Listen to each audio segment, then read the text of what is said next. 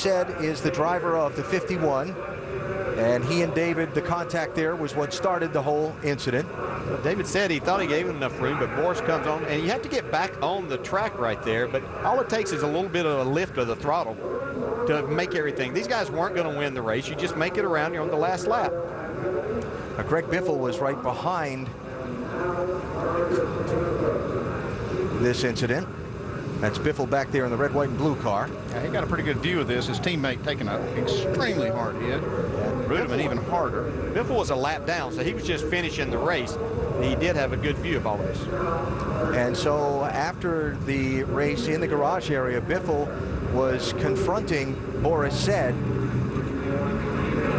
Probably taking up for his teammate somewhat. He saw that. Maybe he thought there wasn't any sense in that, especially for the spots they were racing for. And then Drew Blickensderfer is the crew chief for David Reagan, and you see him right there beside some of his teammates. He's not happy. Wow.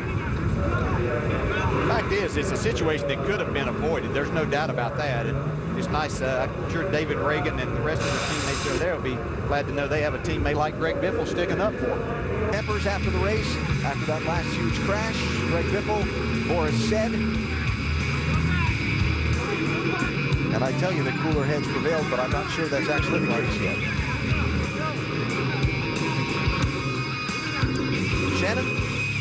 Nick Harrison, crew chief for Boris, said, obviously we saw Boris involved in that last accident with David Reagan, but you said that may not have been the reason that led to the altercation with Greg Biffle. What did cause that? The altercation with Biffle, Boris has had a problem with, actually I think Biffle's had a problem with Boris from a previous race, so leading into this race, they already had some aggression towards each other.